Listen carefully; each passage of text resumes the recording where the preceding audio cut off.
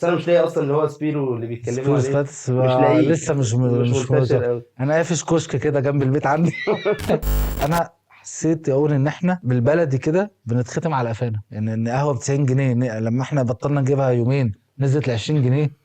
احنا كنا زباين والله انا الزباين شفت يعني. صوره شفت صوره بتسعه. أنا والله العظيم. مقتنع بكل ده، ما انت عايش هنا ليه يعني؟ صح خلاص بقى اطلع بره شوف بقى حته تانية. انت لو انت بقى كل ده مش فارق معاك، خلاص انت قاعد هنا صح. ليه؟ ازيكم عاملين ايه؟ معاكم احمد البكل واحمد حسام، والحلقه الرابعه من بودكاست كلام مش مهم. هنتكلم النهارده كده في موضوع، يعني هو مختلف ومش مختلف قوي. هي فكره المقاطعه. ازيك يا اون مبدئيا؟ ازيك؟ عامل ايه؟ كله حلو، انت انت عامل ايه؟ مقاطع مبدئيا؟ يعني يمكن انا في فيديو من اسبوعين كده قلت لك ان يعني لا مش قوي. اه بس لا بصراحه لما بدات اشوف كمان اكتر اللي بيحصل من الشركات، اه سواء بقى من دعمها لإسرائيل أو من فكرة إن هو الموضوع نفسه، تحس بقى فيه تحدي كده. صح واقتصاديا كمان تحس إن الموضوع أنا وجهة نظري إن أنا أحس إن ده هيدي فرص أكبر لشركات محلية، إن هي تبقى تقوم على حيلها تشجيع يعني. صناعه مصريه. تشجيع الصناعة المحلية، أنا شايف إن ده حاجة مهمة جدا طبعا، يعني بلا أي شك إن الموضوع إن إحنا واقفين مع غزة، وإن إحنا مفيش حاجة في إيدينا كتيرة أو مفيش حاجة في إيدينا أصلا غير إن إحنا نعمل كده، سواء صح كان هينفع أو مش هينفع. يعني صح. برضه خلينا متفقين إن الله أعلم إذا كان هيأثر ولا لأ. امم يمكن هنتكلم أكتر في الفيديو، بالظبط. يعني تحليل بقى الموقف نفسه. بس أنا شايف إن في الآخر كل اللي إحنا بنملكه من وجهة نظري هم ثلاث حاجات: إن إحنا نقاطع، وإن إحنا ندعي لهم، وإن إحنا نتبرع باللي نقدر نتبرع بيه. اتفق معاك 100% طبعا. مقاطع أنت، أنت من الأول وأنت واخد تماما السكة. تماما، يعني حتى عندي في البيت الحمد لله كلهم نفس الافكار وكده، بس طيب. الموضوع خلي بالك مش سهل. انت فجأة تغير خالص. لايف ستايل صح. بتاعك من اكل وشرب وكده. مم. بس اكتشفت حاجة ان هو اول حاجة 100% ارخص، ده بتجيب منتجات كده كده مصرية غير طبعا، المنتجات المستوردة. مع إن على فكرة في حاجات برضو بتبقى السعر قريب. بيبقى سعر قريب، وهو للاسف في استغلال شويه من الشركات المصريه ان هم مم. علوا، بس بيبقى علوا السعر يعني، فبيبرروا ده ان احنا عايزين نزود إنتاج وعايزين نظبط. وكترنا العماله وبقينا نشتغل صح. اكتر. يعني في مصانع مم. مثلا كانت بتشتغل يوم ويوم بشتغل 24 ساعه دلوقتي. دي حقيقة. ف دي حقيقة صح. فعلوا الكوست على هذا التوزيع، جابوا مندوبين مم. اكتر، الكلام ده كله.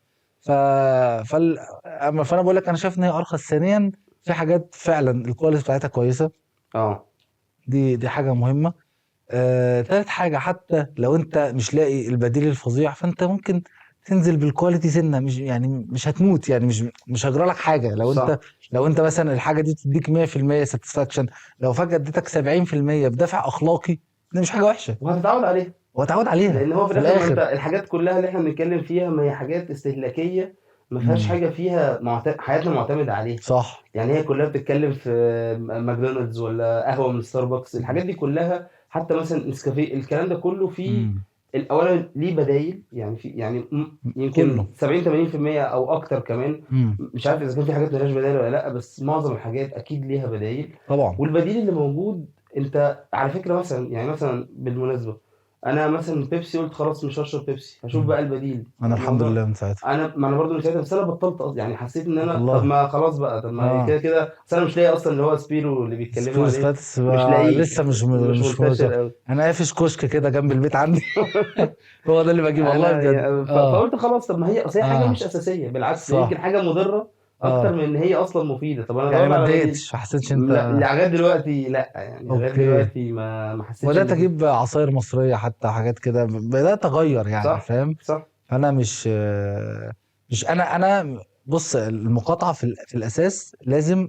طبعا احنا هدفنا ان يبقى فيه توابع اقتصاديه على ال ال ال ال ال ال الشركه اللي بتدعم الاحتلال، ده صح. الاساس. بس برضه لازم تبقى من جواك في دافع اخلاقي، ان انت زي ما انت قلت في الاول، انا بقف مع الناس دي باللي اقدر عليه. صح. فبحس حته، عشان كنت بتكلم مع ناس كده فقالوا لي ما دام البديل مش هيبقى بنفس الكواليتي انا مش هقدر اقطع. بحس دي فيها دلع شويه بصراحه، لا كل صح. واحد طبعا وبراحته، بس انا بحس دي فيها سنه دلع. دي تاني حاجه هقولها لك بس قبل ما نبدا بقى الكلام ماشي. الجد. انا حسيت اقول ان احنا بالبلدي كده بنتختم على قفانا، يعني ان قهوه ب 90 جنيه لما احنا بطلنا نجيبها يومين نزلت ل 20 جنيه. احنا كنا زباين والله انا الزباين شفت يعني. صوره بتسعه. والله العظيم شفت عشان صوره. البرودكت ده كان فيه لبن فكان ايوه بالظبط، هيبوظ، فهيبص فعايزين فبينزلوا. يخلصوا صح. منه، عايزين صح. يحرقوه. بس انا بقول لك ان يعني احنا كنا وطوابير بقى 90 جنيه دي طوابير صح عليها. صح. فاحنا زباين الزباين يعني احنا بنشتري البراند ده ومتكيفين منه. واكتشفنا ان دي حتى انت نزلت عندك على الفيسبوك ان دي يعني الجري ورا البراندات الكدابه دي مش ومش خلاص براندات بقى. بس، انا شايف اه. برضه هي مش براندات بس، امم. هو انا مقتنع. بص انا في حاجتين بصراحه طلعت بيهم من الموضوع ده كله، من اول بقى الحرب اللي حصلت في غزه. هي اوكي. فكره قد ايه ان احنا مش اقوياء. صح طبعا. فدي تحس ان عملت جوايا، اكيد جوا ناس كتير، في شرخ كده حصل. طب اللي هو 100%. احنا ما حدش عارف فينا، بغض النظر عننا احنا كبني ادمين، حتى كحكومات احنا ضعفة. طبعا. والضعف ده جاي من سنين طويلة قوي، ان احنا مغيبين عن العالم، والناس كلها عمالة بتاكل زي ما انت بتقول كده على قفانا عيش، واحنا قاعدين وتمام والدنيا ومبسوطين وعادي ومتكيفين. وعادي. فحسيت فعلا ان القرارات نفسها بقى، سواء كانت السياسية والحاجات دي كلها، معتمدة على الاقتصاد. صح. والاقتصاد للأسف عندنا احنا بنعاني بقالنا كتير جدا. لا والغرب محاصر والغرب اقتصاديا. محاصرة جدا ش... بكل حاجة، في مم. كل حاجة، أفلام، مسلسلات، مم. أكل، شرب، لبس، كل بالظبط. حاجة. هو في الآخر محاوطك إن أنت ما تقدرش تستغنى عنه، فده مخليك ضعيف جدا. صح. فأنا حسيت قوي بالإحساس بفكرة الضعف ده. مم. تاني حاجة حسيتها هي فكرة إن أنت زي ما بتقول كده، هو يمكن في شوية حاجات إحنا فاكرين إن إحنا ما نقدرش نستغنى عنهم، بس هو في الحقيقة هو عادي. الموضوع عادي قوي. عادي جدا يعني الموضوع كمان. فعلا ما فيهوش أي مشكلة. انا بالنسبه لي بجد اولا معظم الحاجات اللي هي البراندات المشهوره قوي في المقاطعه ما كانتش مفضله عندي انا كمستهلك بجد ما كانتش مفضله عندي. مم. مطاعم البيتزا كنت باكل من واحد تالت مصري والله احلى منهم 100 مره بالنسبه لي. البرجر فيه 100,000 واحد احسن صح. منه وارخص. البيبسي طبعا كنت بشربها للاسف يعني بس انا مش مدمن قوي مش بهرش قوي لما بشربش بيبسي عادي مم. ممكن. جبت سبيرو سباتت مش موجوده بشرب عصير مش موجوده بشرب اعمل كوبايه شاي عادي واليوم يعني بيعدي يعني. بالظبط. فاهم. بالنسبه لي انا تمام في ناس لازم بعد الاكل انا عادي يعني بحبها بس عادي. مم. ف... فانا تمام. طب هقول لك بس حاجه قول. عشان نبدا كده بيها. يلا. ماك. ده ده ده اشهر براند للمقاطعه. ده هو اللي هو أش... اللي عاملين عليه المقاطعة بس. اكتر واحد اتضرر. بس هو علشان اللي عمله يعني برضه، عشان اللي وطلعوا عمله. نفوا الكلام ده كله، وان احنا ملناش لا اصل دعوة هو يعني دعم الجيش الاحتلال بعت له وجبات وبعدين خصص له 5 مطاعم اعلن انه خصص له 5 مطاعم مم. في اسرائيل مجهزه لخدمه الجيش بس وهيدي له كل يوم 4000 وجبه. وبابا جونز راح تاني يوم عامل برضو لوجو اسرائيل علم اسرائيل اه. عليه وبعت وجبات للجيش. هم انا حاسس يعني ان هم كانوا فاكرين ان ده حمله تسويقيه ان هم بيستغلوا الترند الموجود بيستغلوا عشان بره. عشان بره. فحاسس ان هي ردت في وشهم بقى في الميدل ايست يعني. كده كده. بس انا اسالك سؤال هنا في الحته بتاعت ماكدونالدز ده نفسه. مم. هو دلوقتي طلع قرار، قال لك ان والله اللي حصل ده كان من وكيل من الوكلاء بتوعنا. يعني انا كماكدونالدز عالمي او جلوبالز العالميه، انا مم. ماليش اي تدخل بالسياسه على حسب القرار اللي اتقال. يمكن برضو ممكن نحطه في الفيديو كده كصوره يعني. ده آه، بيان نزل من ماك من ماك. ايجيبت. لا نزل من ماك ايجيبت، وشفته على ماك الكويت. هو والكويت والاردن. اتشال من على ماك ايجيبت، مش عارف ليه برضو اه. السبب. بس انا شفته على الكويت فعلا والسعوديه والحاجات دي كلها اه. منزلينه بناء على ماكدونالدز العالميه. تمام. فبيقول لك انا مش مع فكره السياسه، انا كماكدونالدز جلوبال يعني انا مش مع السياسه وضد اي حد بيتكلم في السياسه، واللي حصل في اسرائيل ده كان بناء على وكيل. مصدق الكلام ده طبعا ولا؟ مش مصدق لان انت في الاخر شركه امريكيه في الاخر هم اون بيستخدموا الدوله في الاخر بتستخدم البراندات المشهوره بتاعتها كسلاح يستخدموه صح تسويقيا في العالم صح. ويستخدموها لخدمه اتجاهاتهم. ده 100% ما فيهاش كلام. ما انا مقتنع اللي انا عايز بذلك. اقوله لك بس عشان ليه علاقه جدا بالكلام بتاعك. قول. هنرجع بس 22 سنه في 2001 مم. ماك قررت تعمل ماك فلافل اللي هو موجود موجود ساندوتش لغايه لحد دلوقتي النهارده. صح. عشان ايه كان هم ساعتها كانوا عايزين يعملوا بقى ساندوتش الفطار الناس كلها بتتغدى ماك فكان اورينتال وبتاع. فنحاول نكسب وعلى فكره ده بيجيب بره، يعني حتى بيجيب بره ان انت جدا عايز فلافل وبتاع، يعني حاجه حتى ما سموش مثلا طعميه زي ما بيتقال. ماك لا فلافل. فلافل، لا عشان حتى بره عارفين الفلافل يعني. جابوا مين يعمل لهم كامبين التسويق بتاعتهم كان هو مين؟ ساعتها اون فاير جدا شعبولة. اوكي. شعبان عبد الرحيم كان هو ساعتها بقى عامل هبطل السجاير. كان هو ترندي جدا في الوقت ده ما كانش فيه بقى امم. موبايلات كده بس كان كل الناس تسمع شعبان عبد الرحيم الفتره دي اي بالذات. صح، الفتره دي فعلا وبعدين اتشهر قوي. برودكت بقى شعبي وهو شعبي وبتاع فايه. هيجيب مع كان الناس. الموضوع كان كامبين صايع الصراحه. اوكي. وصوروا فعلا الكامبين والكلام ده كله. شعبولة طبعا بعدها باسبوع بمحض الصدفه نزل اغنيه انا بكره اسرائيل اللي هي انتشرت جدا. امم. عملوا ايه بقى سحبوا الكامبين ولغوها وفسخوا العقد معاه وما ادولوش فلوسه خلاص. يا نهار ابيض كل وبطأ. ده. وماك المتحدثه الرسميه بتاعت ماك جلوبال قالت ان ده كان قرار فردي من اداره الماركتنج في ماك ايجيبت، اوكي. واحنا مش مسؤولين عنه، وده كان خطأ. وشعبولة بقى ولا طبعا بقى فكره احنا ما دخلتش السياسه في قال لك ان ان ده مطرب بيغني حاجات سياسيه، فاحنا مش بندخل السياسه في الشغل. مع نشوف ما هو اللي ده حصل، كان شوف اللي حصل النهارده. هو ده كان لغايه البق ده كان بيتقال لغايه حرب اوكرانيا اوكرانيا. من بالظبط، اول اوكرانيا وتحس بقى ان هم اتفضحوا. وكله بان. امم تمام. شعبولة بقر ساعتها رد قال لك انا لو اعرف ان هم هيلغوا معايا الحمله عشان السبب ده، انا اصلا ما كنتش رحت صورت بالاول. يعني حتى طب الراجل جدع كان والله. الله يرحمه كان راجل مقتنع جدع والله يعني الله يرحمه. بالفكره نفسها. وده طبعا يدي انديكيتورز الناس النهارده الفنانين بيعملوا ايه من الشغل، ومش هنتكلم برضه هنتكلم في فيه. الحته دي خلينا بس ممكن نتكلم خلينا خلينا نتكلم في موضوع المقاطعه نفسه. خلينا في فهو المقاطعه. ماكدونالدز واضح ان هو من زمان من زمان هو اصل عامل هو قلق. اشهر براند اكل في العالم، امريكي معروف، فاست فود مم. ومنتشر في كل العالم. فانت بس كنت بتقولي حته ان هو ان احنا لما البيان بتاع ماك ماك جلوب ايجيبت اللي هو ماك ايجيبت عن ماك جلوبال يعني قال لك ان احنا شركه مصريه 100%. و ده بتاع انت ماك كان ايجيبت قصدك صح. على ده ولا على حاجه لا في واحد تانية؟ تاني اه نزلوه من ماك جلوبال نفسه. كان بيقول بس انا ايه؟ لما دخلت بصراحه بصيت مش نازل على ماك جلوبال. بس هم الوكلاء بتوعهم في الشرق الاوسط مصر نزل واتشال، والكويت والناس دي كلها نزلوا ان هو بناء على تصريحات من ماك العالميه ان في ان احنا كماكدونالدز يعني عموما مالناش دعوه بالسياسه. واللي حصل في اسرائيل ده حاجه مش ده من وكيل. هم اصلا حجبوا الاكونت بتاع ماك اسرائيل على فيسبوك وانستجرام بعد الموضوع ده، لان دخل بقى اتعمل ريبورت اه ودخل ناس طبعا. تشتم. اه فقالوا يعني ايه ما تفاديا كفايه لخسائر شويه. قادمه. فالبيان بتاع ماك انه ايجيبت ان هو تبع رجل اعمال مصري وبيشغل 40,000 واحد، والكلام الجميل، انا الكلام ده صح مش غلط، وانت كده بتضر الاقتصاد المصري والكلام ده. اولا البيان ده هم اوحوا شويه، يعني الناس اه هم قعدوا في الاول قعدوا فتره. مصدرين صح.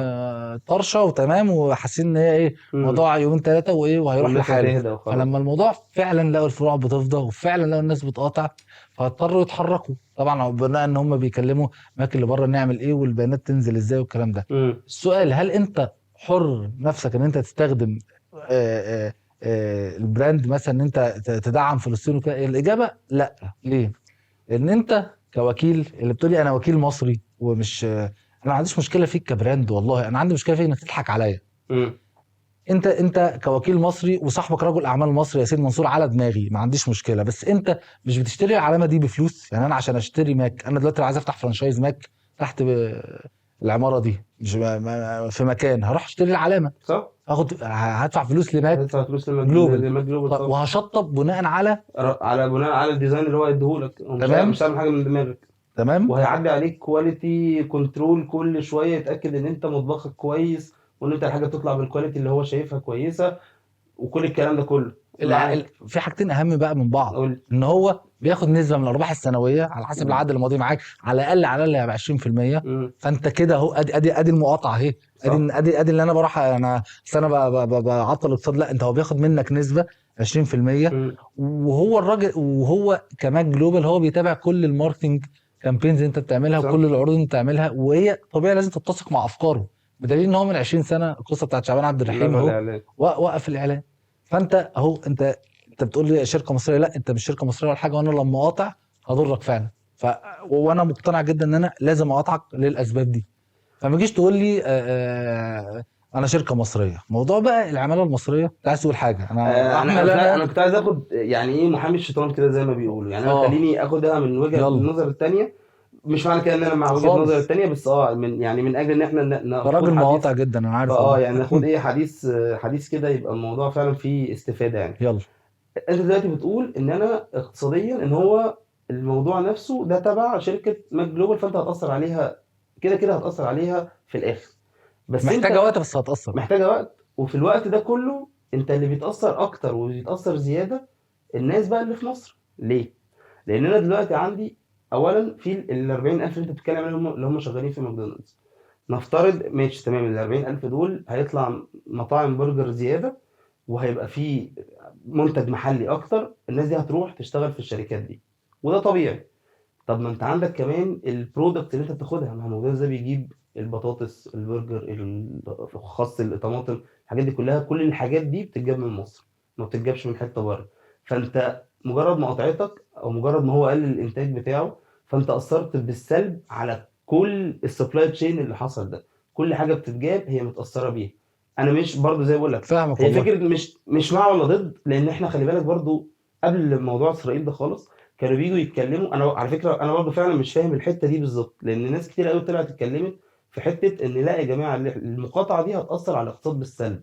طب ازاي الاقتصاد المصري الاقتصاد المصري؟ طب ازاي هتاثر على الاقتصاد بالسلب وانت نفسكم كحكومه من قبل موضوع اسرائيل شجعه شجعتوا على المنتج المحلي؟ 100%. طب ازاي يعني؟ هل انا دلوقتي النهارده لما اشتري منتج محلي واقاطع الاجنبي، هل انا كده اثرت على الاقتصاد بالسلب؟ انا شايف انه لا، انا شايف انه لا، انا شايف انت بتتكلم دلوقتي في حته العماله وحته الايه، السبلاي تشين او المنتجات نفسها اللي موجوده اللي بتورد الانجريدينتس اللي بيجيبوها. لماكدونالدز، اي بالظبط. ما هو هي في الاخر السايكل دي كلها بتتوقف على الاستهلاك دلوقتي. صح. لو افترضنا ان احنا 10 تنفار في 5 كل يوم بياكلوا برجر من ماك او امم. بياكلوا، الخمسه دول لما على اسوأ او الورست كيس بالنسبه للناس اللي بتقول ان هو هيضر الاقتصاد المصري، ان الفروع كلها ماك تقفل، الخمسه دول هيبطلوا ياكلوا برجر. لا الاستهلاك، السؤال الاقتصادي، الاستهلاك هيقل. لا هو اتغير ما هو قلش. هيتحول، ايوه الناس دي صح. هتروح تاكل برجر من حته تانية، صح. من المطعم اكس اللي فتح مكان ماك. صح. تمام. طيب لا، مطعم اكس ده دلوقتي كان بياكل واحد كل يوم، بقى ياكل 6 عشان في 5 راحوا له. معنى كده اوكي. انه هيعمل ايه؟ هيروح يجيب من نفس الناس اللي كان ماكدونالدز بيجيب منها. وهيشغل نفس الناس، وهيجيب صح. نفس الطماطم، وهيجيب نفس الخس كل وهبقى ايه، فت في براند مصري متفق مع افكاري على الاقل. صح، هي وجهة نظر. انا مقتنع بده. هو ده محتاج وقت، انت بتلعب على الوقت ان انت نفسك يبقى طويل في المقاطعه كل وده عشان ما ننساش ده اللي حصل في روسيا. مش روسيا قفلوا بقى خالص، بس روسيا كانت امريكا العكس. طوقتهم، امريكا فاكره ان هي كده بتضغط عليهم، امريكا ايوه عملت بس هم اللي سحبوا، مش امريكا. العكس. مش شعب روسيا هو اللي خلى ماكدونالدز يمشي. احنا دلوقتي اللي بيحصل بس ايه؟ الشعب الروسي عمل ايه؟ ما هو ده السؤال. ما هو بحول اصلا المطاعم هناك للوكال براندز. اللوكال براند بنفس الكواليتي بنفس كل حاجه عمل كل كانه ماك بالظبط، ما هو ده اي حد يقدر يعمله. ما هو اي حد دلوقتي واخد الفرانشايز، ما هو اوريدي عنده المصانع بنفس الناس اللي والحاجات، اشتغلت. ونفس كل حاجه. وانت خلاص انت عندك كمان النو هاو وعندك كل حاجه، بس انت الفكره كلها ان انت مش هتبيع بالاسم ده. هل انت بالظبط. بقى كمستثمر مصري مقتنع ان الاسم ده هو اللي جايب لك الفلوس، ولا مقتنع ان انت فعلا الجوده بتاعت المنتج بتاعك هي اللي جايبه لك الزباين؟ الاسم طبعا ليه جزء، الاسم بس طبعا انا اه. لازم اغير. طب ما هو يعني هي ادي عندنا تجربه حصلت من سنتين او من سنه، مم. ان هي اهو انا لما أصل امريكا عملت ايه؟ ما قفلتش ماك بس، ده قفلت بيتزا وقفلت كي كل اف حاجه سي كل حاجه امريكي. وقفلوا ابل. الناس مش عارف الموبايل يبوظ عشان يصلحه هناك. اوكي. فاهم؟ ان هو بقى يغير تليفونه ويجيب حاجه غير غير امريكيه. الابل اصلا. العربيات يعني فاهم يعني، كمان اوروبا بطلت تصدر عربيات لروسيا. بوتين قال لهم امشوا بلاده عادي والله. حتى ايوه صح صح. في هناك لكجيريس كار بتاعت الحكومه وبتاع، رخص سعرها بتاع عشان يبدا الناس تجيبها. مم. عربيه روسيه يعني، مش بس ما هو فاكر ده برضه بيعتبر، ما هو ده برضه يعني ياخدنا لنقطه. على فكره روسيا اقتصادها مش فظيع يعني، مش بس دولة قوي. قوية. دوله قويه دولة قوية عسكريا تقدر كمان. تقف قدام أي حد، أنا مش فارق معايا. وهو بالظبط. أصلا اللي حصل في روسيا من أيام من أول ما بدأوا مم. الغزو بتاع أوكرانيا، هو لا أنا مش فارق معايا أصلا كل اللي بيتقال. هتعملوا عليا عقوبات اعملوا، انتوا اللي محتاجيني مش أنا اللي محتاج لكم. لأن بالظبط. هو ليه عنده قوة إن أنا بصدر لأوروبا كلها طب ما غير. هم اللي محتاجيننا في الاستهلاك دلوقتي. انا كشعب، هذه البراندات الامريكيه التي تدعم أه طبعا. الاحتلال بشكل مباشر هي محتاجاني افضل انا اشتري منها، بدليل ان هم كلهم بيرخصوا وكلهم بيبداوا ينزلوا بيانات بيقولوا احنا مش صح. كده. هو اتاثر 100%. وعامه بيقول لك في اخر شهر ماك ايجيبت، معرفش بقيه الاحصائيات، ماك ايجيبت في البورصه قل 3% ارباحه يعني. على نفس بقى الحتة بتاعت ده في البورصة شهر، دي ده على بس. فكره ده ريتنشن سريع جدا. بس في نفس الشهر ده مثلا، يعني برضو من الإحصائيات ماكدونالدز مثلا العالمية زادت بتاع 8% في البورصة. بس يعني التوقع لده ان انا شفت برضو، قريت كذا حد من الناس الخبراء الاقتصاديين يعني بيقول لك ان انت صعب قوي تشوف نتيجة المقاطعة دي دلوقتي. مش هتشوفها مش حالا. انت قال لك مش اقل من دورة كاملة. الدورة الكاملة دي اللي هي بتبقى على الاقل 3 شهور، يعني مش تمام. هتقدر تشوف نتيجة اللي بيحصل دلوقتي غير بعد مقاطعة 3 شهور، وتبدأ تشوف النتيجة حتى. ومش النتيجة اللي انت هتبقى متوقعها، ممكن تبقى نتيجة صغيرة ومع الوقت تبدأ تزيد. و3 شهور مش فتره فظيعه يعني، ده مش شهور هو. مش فترة فظيعة. مم. وبعدين أنا برضو مقتنع بحاجة، هي فكرة مش مقاطعة ولما الحرب تخلص نرجع تاني. أنا شايف إن الموضوع يبقى اسلوب حياه. أسلوب حياة، لأن هو في الآخر طبعا. زي ما أنت بتقول هي حاجة أرخص، الكواليتي هتتعود عليها حتى لو قل، أنا شايف إن أنت هتتعود عليها. مم. وشايف إن الموضوع يعني زي ما أنا قلت، فكرة إن أنت بالعكس، أنت لما تبقى دولة قوية وتبدأ الناس دي تصدر، وتبدأ إن أنت تبقى معتمد على التصدير ومعتمد على منتجاتك نفسها، اه وما يبقاش قرارك جاي من أي حد إن هو ممكن يقطع عليك مية ونور صح. فجأة. فدي حاجة في حد ذاتها بتخليك أنت وبعدين بلد احنا قوية. احنا كلنا حتى على السوشيال ميديا الناس بتقول لك فرحانه لسبيروس باتس، لان هو بعد ما كان راجل نايم في الخل بالظبط. محدش هو انا قصه نجاح والله تدرس ان هو فضل مستمر اصلا. دي حقيقة، دي يعني 1920 تقريبا اه فضل بدأ. مستمر كل ده يعني بيعمل ايه؟ ما كانش بيبيع حاجه او يبيع بارقام ضعيفه، وفجاه في يوم وليله من غير ما يعمل اي حمله ولا يصرف ولا يفكر، كان قاعد كده أرزاق. صحي. لا هي ارزاق. أرزاق والله ف فعلا. احنا فرحانين لصاحب المصنع ده ازاي ان هو راجل مصري زيك، وفجاه بدأ ينتج اكتر، صح. بدأ يوزع اكتر، انت فرحان له كانك ابوه ما وبيقول لك انا عايز تعرفوش اصلا. دلوقتي ناس وعايز اعين ناس وعايز فالكلام، فطبيعي ان هو دي حاجه تخلي المنتج المصري نفسه يبقى احسن يعني. 100% 100%. دي حقيقة. ده يا سيدي لو انت مش بتدعم القضيه، خدها من الحته انت بتشجع صناعه بلدك. صح. يعني مش مقتنع بكل ده، ما انت عايش هنا ليه يعني؟ صح. خلاص بقى اطلع بره شوف بقى حته تانية. انت لو انت بقى كل ده مش فارق معاك، خلاص انت قاعد هنا صح. ليه؟ طب انا بقى حاسس اسالك سؤال. أه، حصل كده يوم الجمعه اللي فاتت مظاهره في اسكندريه، مم. وناس كتير قوي كانوا بيتظاهروا على موضوع فلسطين، وراحوا لقوا ناس قاعدين في ماكدونالدز وقالوا لهم ايه انزلوا وبتاع وكده. اه. فانت مع ولا ضد فكره ان لو حد قدامك مش مقاطع يعني، مم. هل هتبص له كده بصة مختلفة ولا عادي كل واحد حر يعمل اللي هو عايزه؟ هو كل واحد حر يعمل اللي هو عايزه، ده في الاساس كله يعني. الواحد قال صح. لي انا بدعم اسرائيل، ما هعمل له ايه يعني؟ براحته. مش همسكه اضربه، بس هستحقره اكيد. اه. بس بس الموضوع ممكن ان انا اتكلم معاه او افهم وجهة نظري، اقول له احنا بنقاطع عشان كذا وكذا وكذا وكذا، وده قرار اخلاقي قبل ما يكون اقتصادي، واحنا بنعمل كده عشان انسانيا في الاساس. لو تسمع صح. موضوع العروبه والكلام ده، صح. وانت شايف ناس بيحصل فيهم يعني مجازر بشريه واباده جماعيه، امم. فطبيعي ان انت اللي تقدر عليه ان انت ما تقويش اقتصاد الناس دول عشان ما يفضلوش يفتروا اكتر وكده. طبعا هو انسان يجي يقول لك اصل ما هو أنا يعني اللي مش هزود اقتصادهم يعني، ما ده هو ما الرد الطبيعي يعني، هيجي يقول لك ما. انت كفرد وانا وانت فكره لو احنا كلنا لو صح. اتجمعنا على حاجه واحده نقدر نعملها. بس هي في الاساس انا شايف ان هي حتى لو ما لقيتش الريتنشن المردود الاقتصادي الفظيع، هو في الاخر انت ارتحت يعني. انت حاولت تعمل حاجة، ولو نجحت بنسبة 1%، فانت مبسوط صح. يعني. انا دلوقتي لما مثلا بشوف مطعم مثلا على اي ابلكيشن من الابلكيشنز اللي بتوصل الاكل، بلاقيه بيقول احنا بنحط شلنا البيبسي وحطينا مكانه سباتس، او شلنا امم. الميه الفلانيه وحطينا الميه العلانيه، بتنبسط. وممكن تطلب منه حتى لو انت المطعم ده مش في دماغك قوي، بتدعمه يعني. صح. بتدعمه. بس برضو اي صح، انا متفق معاك جدا، بس فكرة ان انا اروح اقول لناس انزلوا من المكان اللي انتوا فيه علشان ده المكان ده تبع المقاطعة، انا شايف برضو ان هي يعني هي حركة. لو جزء. كان حصل اي مشكلة او حاجة اتكسرت، حاجة حصلت، كانت ساعتها برضو الدنيا. لا دي لا. همجيه يعني، دي اقعد همجية، اكسر بقى في اه المطعم وبتاع، بالظبط. لا الموضوع مش مستاهل يعني. اكسر المطعم ليه؟ هستفيد انا، هستفيد ايه ولا كده؟ اي حاجة. صح. و... و...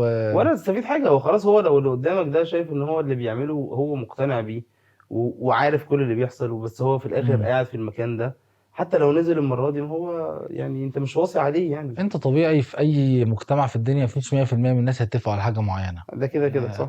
وهتلاقي وسطك ناس عكس افكارك تماما، هتبقى مستغرب ان صح. انتوا على اساس ايه بتفكروا، بس هم كده هتعمل لهم صح. ايه؟ فانت انا معايا حتى ناس في الشغل وفي اماكن تانية بقابلها في اي حته بروحها. لو قعدت وقعت الموضوع ده اتفتح قدامي يعني انا كنت في فرح من يومين كده، وبرضه الموضوع ده اتفتح مع ناس ما اعرفهاش، اول مره امم. اشوفها. قعدنا نتكلم، الكلام فضل رايح جاي، بس ما يملي عليه ضميري قلت اللي انا مقتنع بيه ومتماشي امم. مع افكاري. قلت لعل كلمه ترشق مع واحد تأثر او في حد، ما اه صح. اقتنعش، خلاص هعمل له ايه؟ لكن انا كده مرتاح يعني. انا كده وانا بحاول اعمل حاجه ما امم. مرتاح.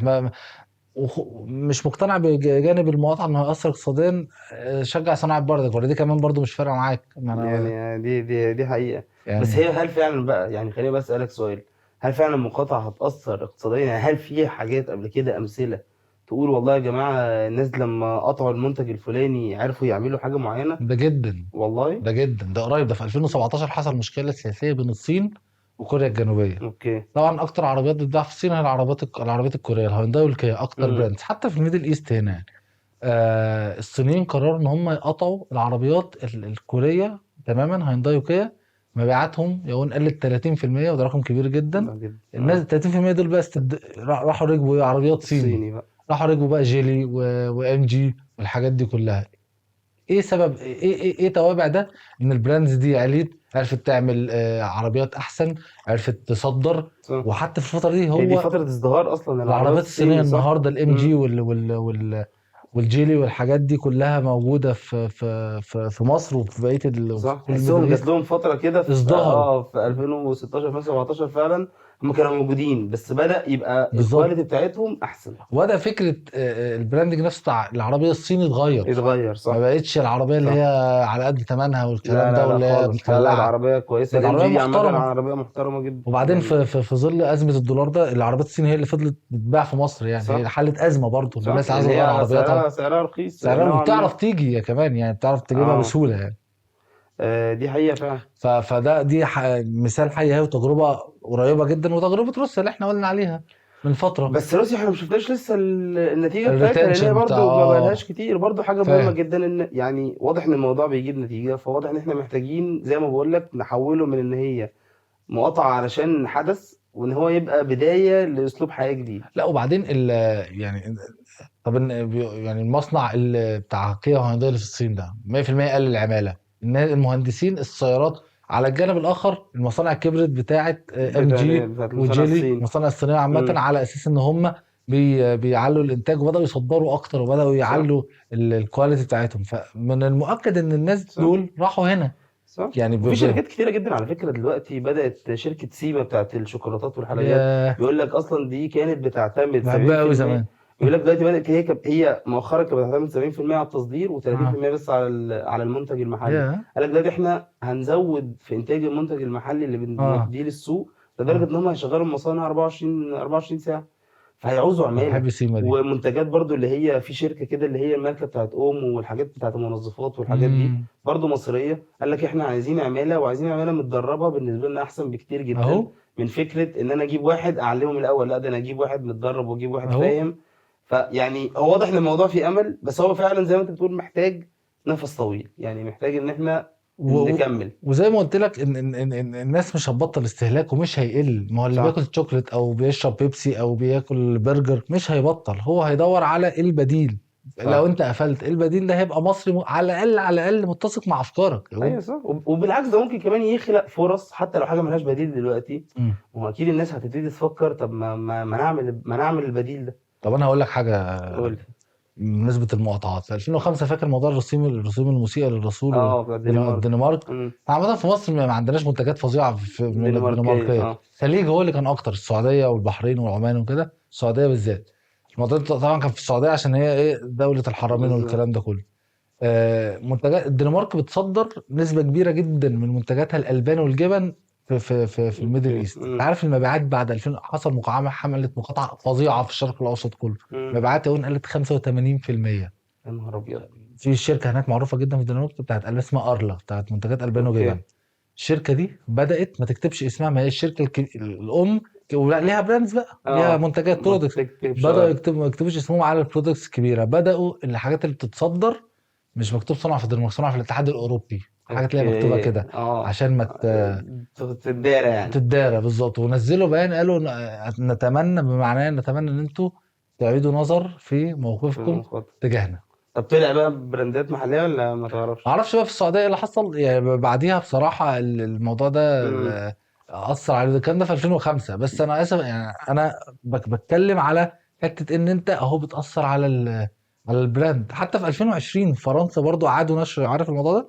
اه اه اه وماكرون اه طلع دافع كان، عنه في ايوه الاول. ايوه، لا هو فرنسا اه عندهم جو الاسلاموفوبيك ده من اكبر الدول بصراحه. وبدا المقاطعات. احنا المقاطعات دي ما حسيناش بيها انها كانت بتبقى في الخليج اكتر، ان هم المستهلكين اكتر مننا من السوق صح. الاوروبي. صح. بدأ يحصل مقاطعات. طبعا باريس بقى البرفانات كان كله بيتصدر على هنا على امم. الخليج. اصلا صادرات فرنسا على بعضها 500 مليون سوري مليار في السنه، 500 مليار يورو في السنه او مم. دولار. 100 مليون منهم للميدل ايست. 100 مليار 100 مليار انا اسف، اوكي يعني خمس الرقم ده للميدل ايست بس. للشرق الاوسط، الميدل ايست كله.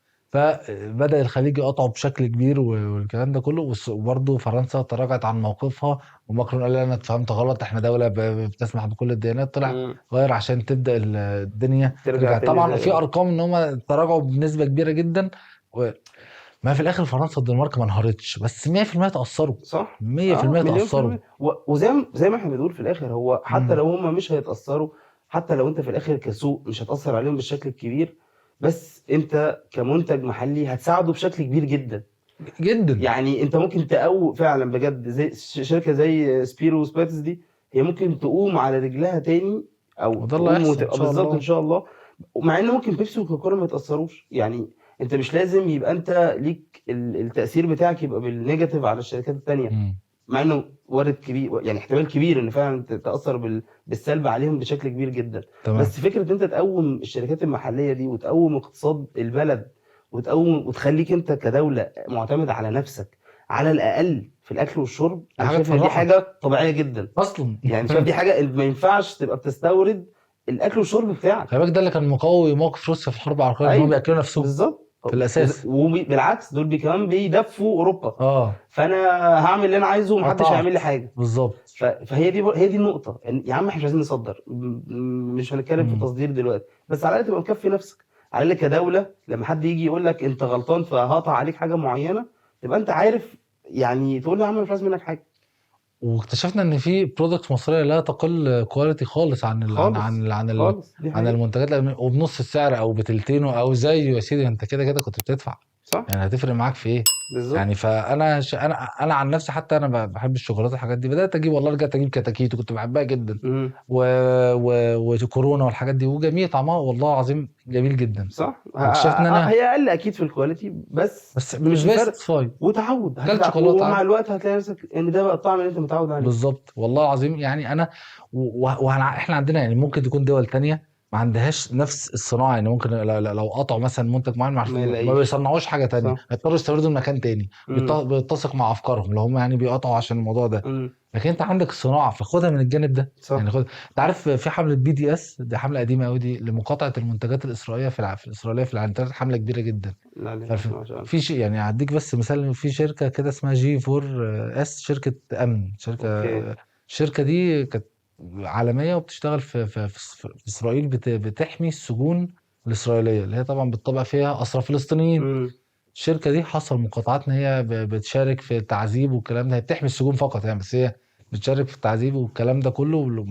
حمله BDS دي عملوا عليها حمله فظيعه لدرجه ان الشركه سحبت استثماراتها وما بقتش تشتغل في اسرائيل في 2016، وما رجعوش اسرائيل تاني. قالوا ان اوكي. احنا ما احنا كده مش هنشتغل. حصل مقاطعات فظيعه في العالم كله.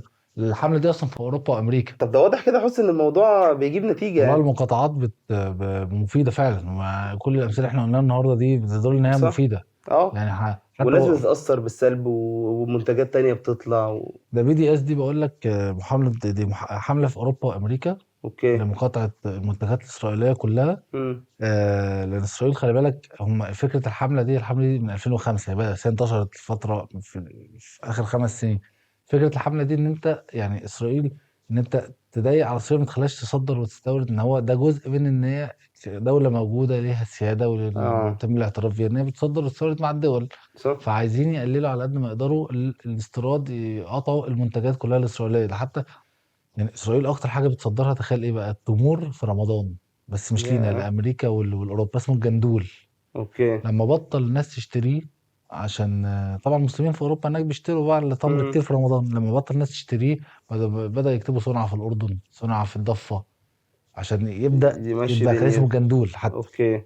برودكت مشهور جدا، كل الناس المسلمين في امريكا واوروبا بيجيبوه. بيشتروه في رمضان يعني. فده تخيل ده اكتر حاجه اسرائيل بتصدر. بتصدرها. نتنياهو قال لك ان في 2016 كان ليه سبيتش كده، قال لك ده الحمله دي خطر على الامن القومي.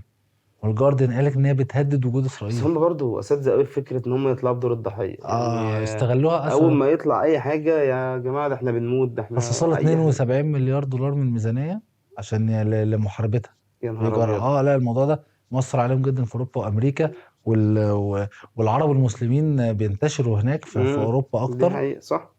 الاجراءات في الموضوع بيزيد، بدليل اصلا اللي بيحصل دلوقتي، المظاهرات اللي بدليل بتنزل والحاجات دي بدليل كلها اللي في كل بيحصل دول العالم يعني. بالظبط. فكل ده يعني يا رب والله احس اللي شايف ان الموضوع يا رب يا يجيب رب، نتيجة ويعني ويأثر وانا عليهم متاكد انه هيأثر. يأثر عليهم رقم واحد، ويأثر ان احنا نبقى احسن يعني بعد كده يعني ولو ما حصلش حاجه خدها بالدافع، هو قرار في الاخر قرار اخلاقي صح اكتر منه اقتصادي بينك وبين صح نفسك، صح خده والله. في هذا الاتجاه. للأسف ما قدامناش حاجة تانية نعملها، ما فيش حد في بالظبط، ايده حاجة اي يعملها حاجه في ايدك تعملها غير ان اعملها. هو يعني في الاخر حاجة فعلا بجد حتى بينك وبين نفسك، ولو اضعف الايمان حتى لو بقلبك يعني، مش باكتر من كده يعني.